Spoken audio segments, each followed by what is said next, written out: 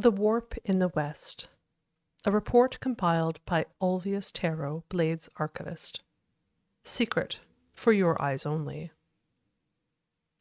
Let me offer my congratulations to your lordship for your recent appointment as ambassador to the court of Wayrest.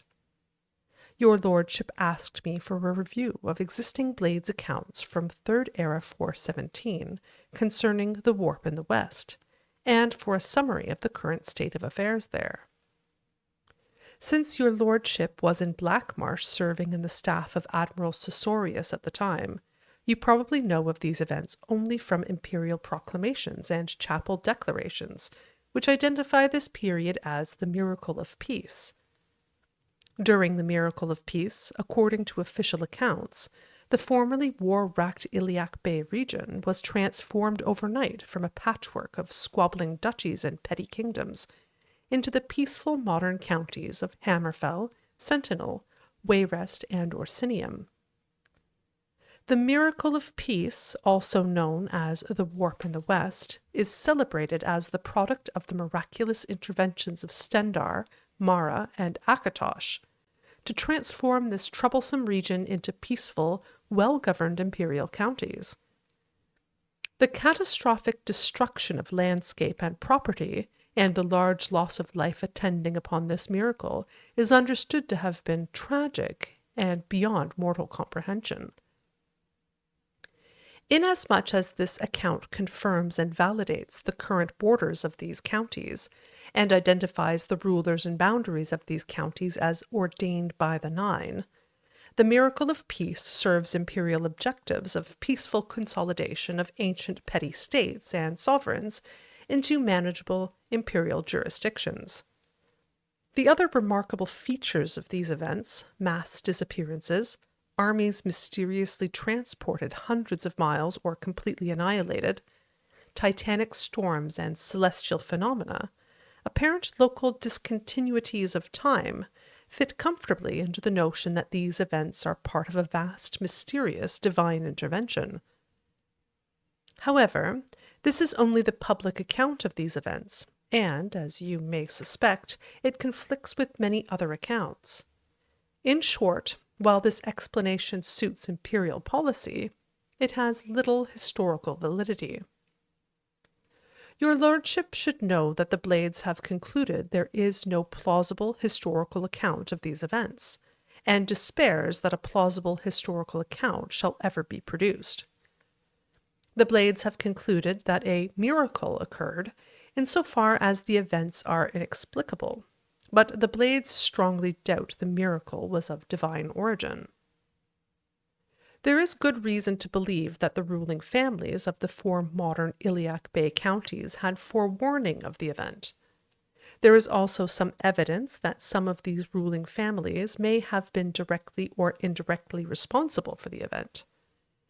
We do not know the exact sequence of actions that produced the event, although we are confident that the totem artifact was involved, and that a Blades agent was involved in employing that artifact. We unfortunately lost contact with that agent immediately after the event. His report might have gone some way to resolving the contradictory and paradoxical accounts of the event. The Blades have on file few reports from agents dating from the Warp in the West period. Most of our agents were lost in the initial dislocations, and others were lost in the confusion after the event. I present a few of these reports to give you a general sense of their limitations, including the report of your diplomatic predecessor, Lord Strail. You will have had access to other private and rumored accounts of the period. I believe you will agree that these documents raise more questions than they answer. The report of Hammerfell agent Briarbird. I was on assignment in the Alakir Desert, a few miles south of Bergama on the 9th of Frostfall. I was encamped, as it was still early morning, when I felt the ground shake so violently I was thrown to the ground. Dazed, I was aware of a great roar of a sandstorm, which alarmed me, as I had been on a high dune and had seen nothing like that on the horizon. It was on me before I was even on my knees, burying me and my camp. When I crawled my way out of the sand, I realized that I must make haste and get to Bergama as soon as possible, as all my food and water had been swept away.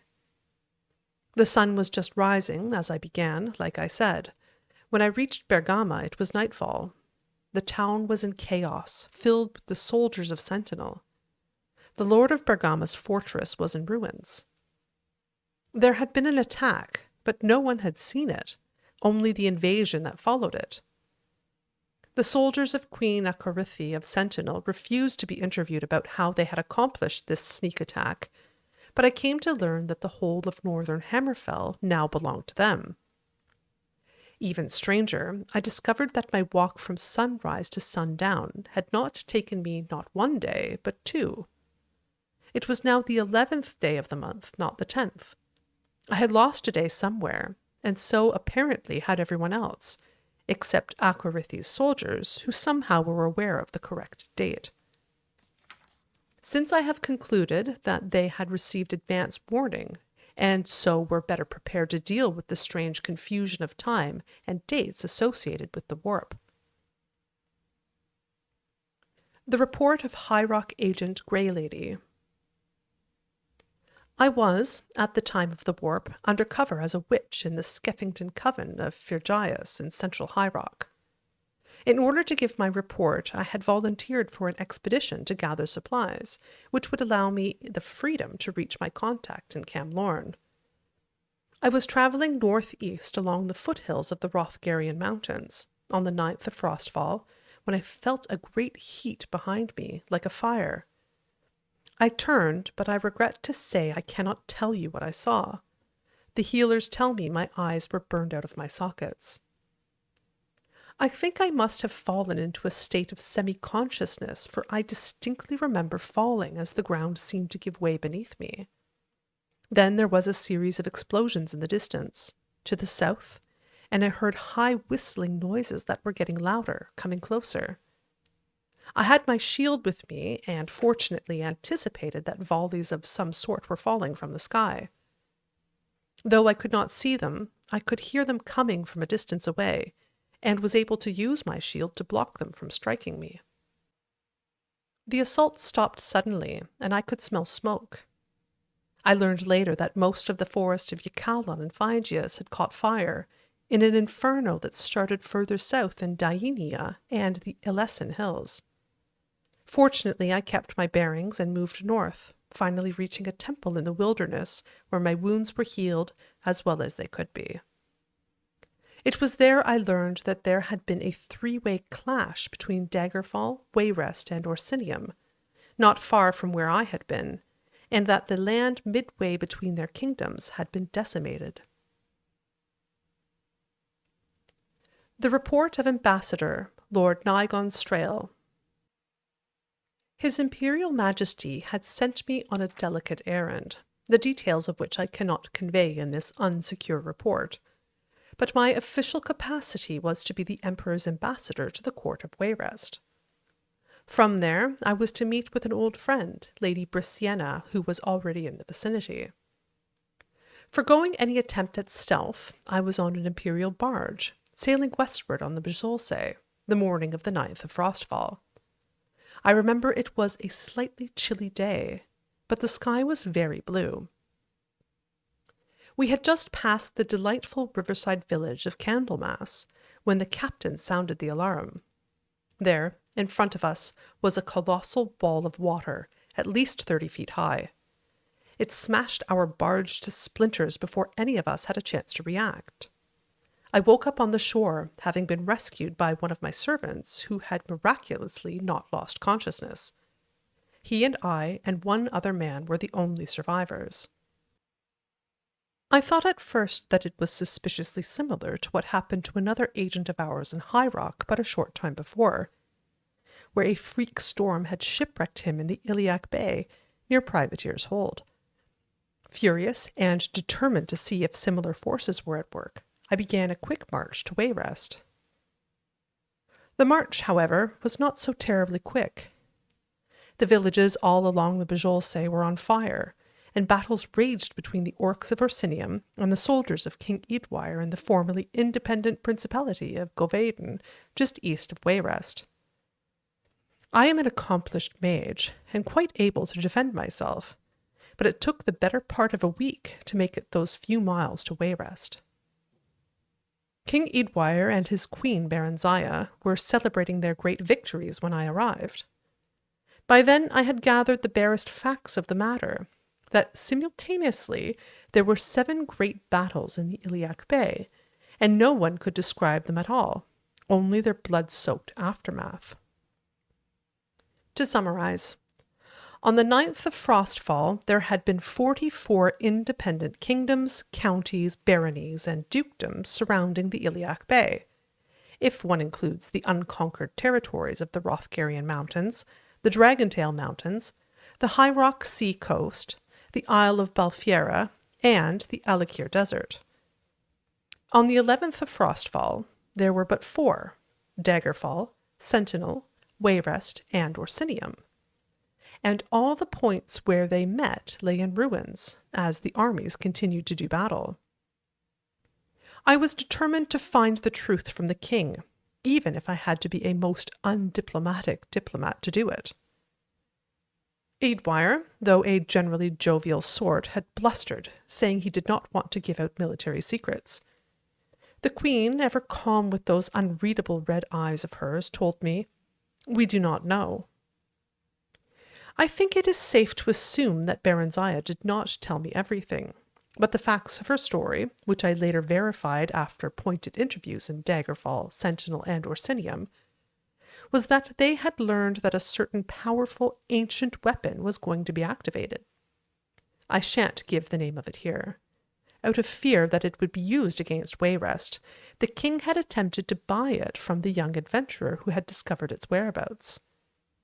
Eadwire believed, as it turns out quite rightly, that other powers in the bay had also attempted to win ownership of this device. What happened then, as Berenziah said, we do not know. The morning of the 9th and the morning of the 11th somehow merged through some sort of warp in the west, and Wayrest found themselves at war. Their land had expanded threefold, but they were under attack by Daggerfall to the west, Orsinium to the east, and Sentinel to the south. There had been no time to understand what had happened, the king said. They had simply reacted, sending their armies to defend their lands against these enemies whose kingdoms had also gained great territorial advantage. The battles continue on, now months later, as I return to the imperial city to make my report. What more do I have to say? They are bloody, violent clashes, as is always the case with modern warfare, but I have been to the blackened, desolate no-man's land between the 4 remaining kingdoms. No mortal army caused that devastation. I can say that the force that shook the Iliac Bay on the 10th of Frostfall, 3rd Era 417, was infinitesimally greater than the power these mighty kingdoms are wielding today. I can say that there were other strange events on that day which kept the kingdoms from breaking free of the empire, and accomplished likely more besides. And I can say there is nothing left of it, this power, this weapon, in the bay. The warp that it created swallowed it up. Current political affairs in the Iliac Bay. Almost 20 years have passed, and the region, though transformed, has stabilized. There are no more disputed territories, and the kingdoms of Daggerfall, Wayrest, Sentinel, and Orsinium hold their new borders in relative peace. Wayrest spreads across the eastern coast of the bay, stretching from the land formerly called Anticlair to half of Govaden. Eadwire has passed on to his ancestors, leaving his kingdom in the hands of his daughter, Elisana, who has 2 children by her royal consort, and seems likely to hold her father's lands. Your lordship may also choose to communicate directly with King Helseth and Queen Berenziah in Mournhold. Their primary preoccupations are, of course, with Morrowind's affairs, but they may still have useful observations upon Wayrest's ruling families and political environment that may aid you in your understanding of the court of Queen Elisana. King Gortwog of Orsinium controls much of the Rothgarian mountains, as well as the profitable river coast of the Bucholse. He persists in his demands that Orsinium be recognized as an imperial province separate from High Rock. The Elder Council treats Gortwog as a recognized king and collects taxes directly from Orsinium, but officially Orsinium remains a county of High Rock, though technically it spans both the provinces of High Rock and Hammerfell. Sentinel has gained the most land, sprawling across the entire southern Iliac Bay, from Abibongora beyond the Dragontail Mountains to the edge of Mornoth, Orsinium's territory. Queen Akorithi at her death left her enormous kingdom to her only surviving son, Lotun, who is now surely one of the most powerful kings in Tamriel. Daggerfall is still ruled by the Breton king Gothfried and the Redguard queen Obk-e. Their land now encompasses all of western High Rock, from the border they share with Wayrest at Anticlare to the east, to Ycalon to the north. They have 4 children now, and are much beloved in their realm.